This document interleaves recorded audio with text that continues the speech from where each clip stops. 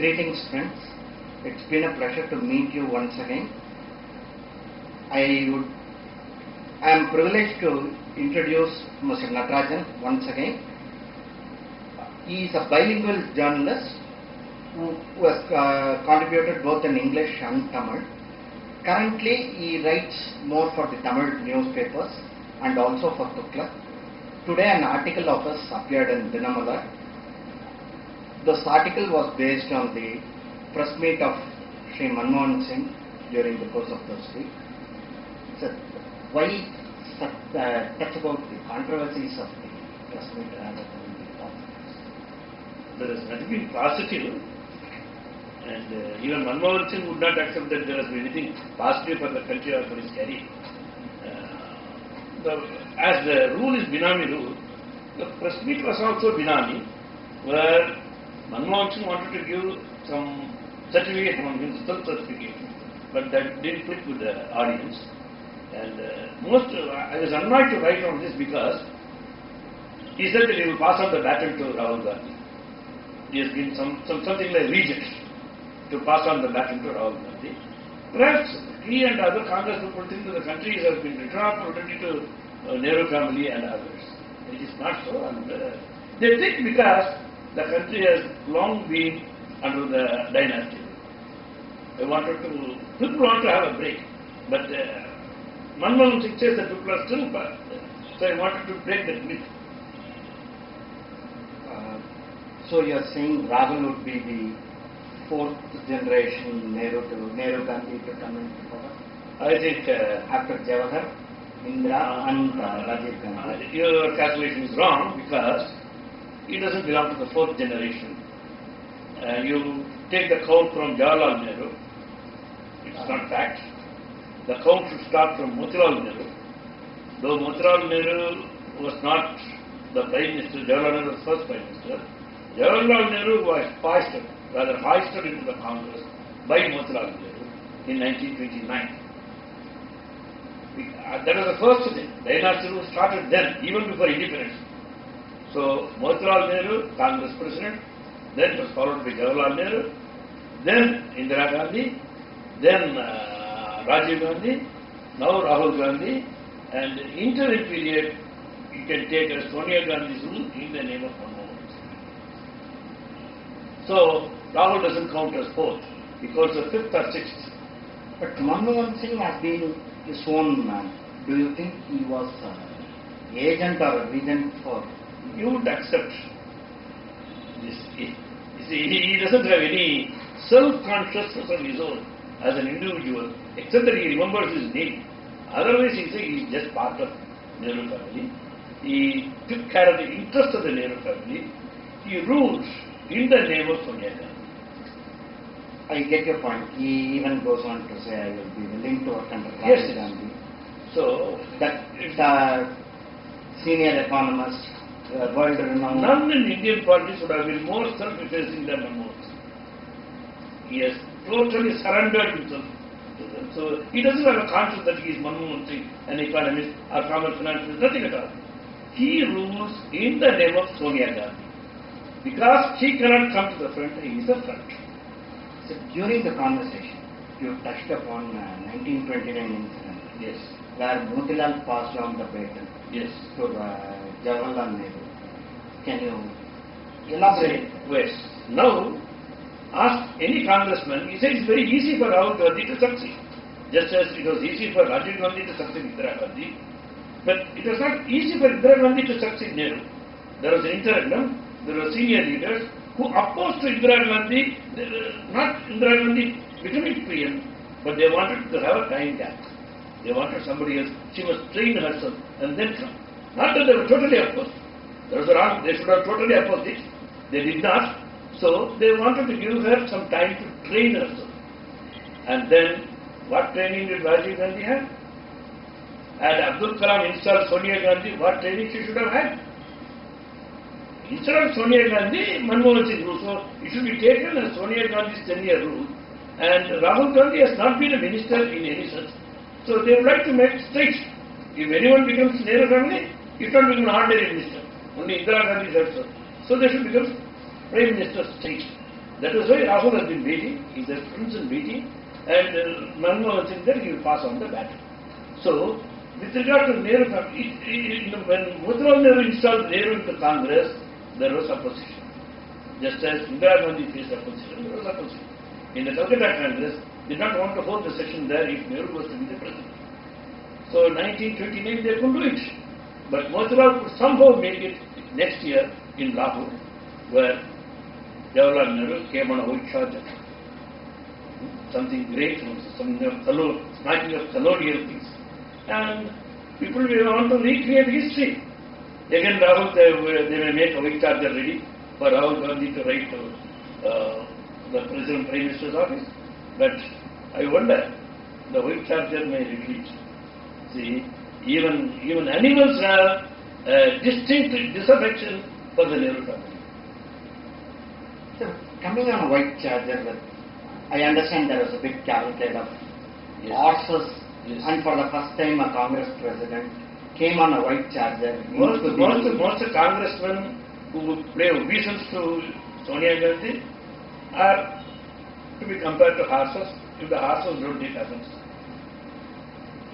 So, even earlier, in 1917, when Gokhale came to Lucknow, students were keen to pull, they removed the horses and they pulled the carriage by themselves. That came voluntarily. That came voluntarily because that was something of a respect we give.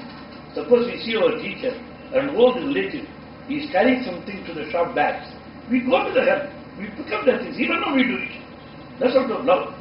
But this is just playing. This was something planned. This is what. This is something just to please. Not that they must do something that's right.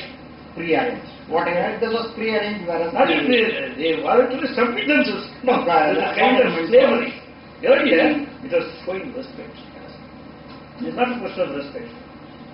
I also understand Gokhale was not keen on the students pulling it, and No, I have seen students pulling cart even in Perinayakumbale as late as 1965. When the Perinayakumbale railway station, goods arrived, cargo, they load it on a fire-pulled car. Students drag it.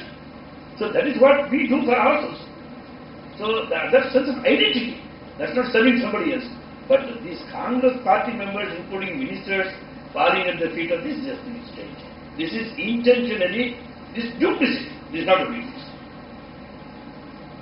And you were saying in 29, Patel should have become the president, but he was overruled in a sense. He was avoided. Had not been Nehru installed in 1929, had Patel been made president then, the history of India would have changed.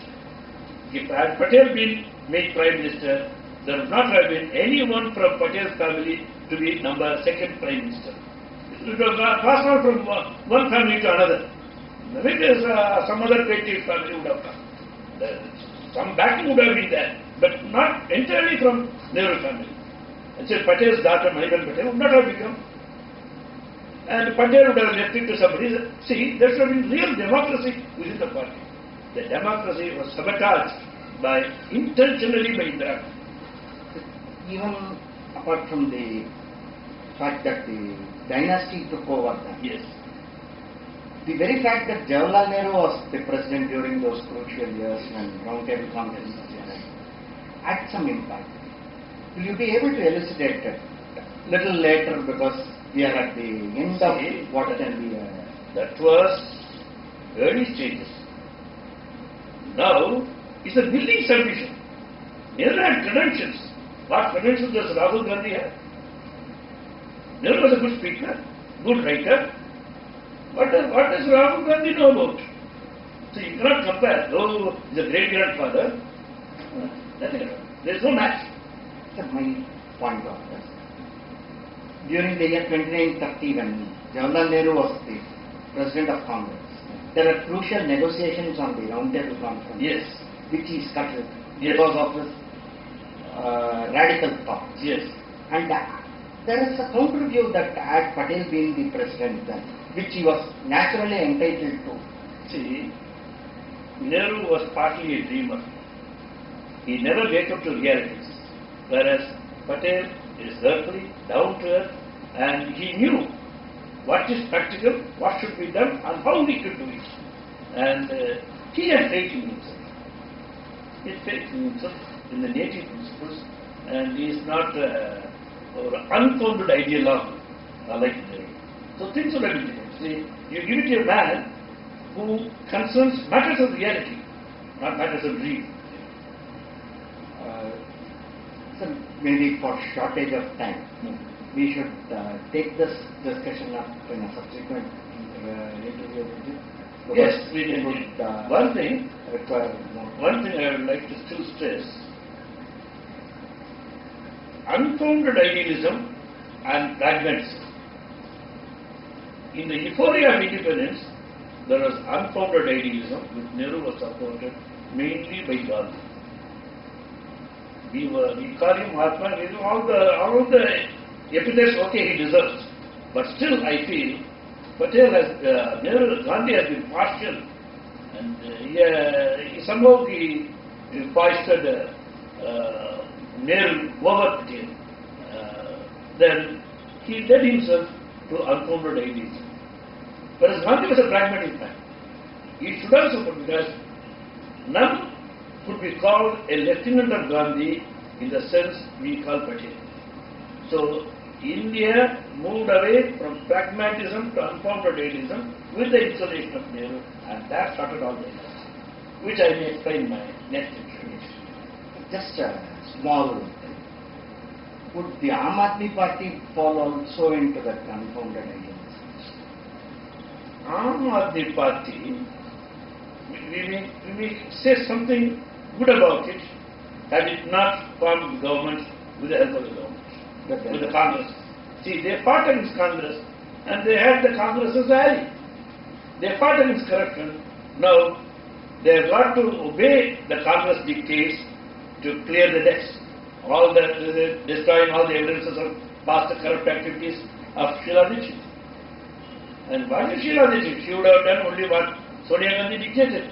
So all that the Congress High Command had done will be undone by Aam Aadmi.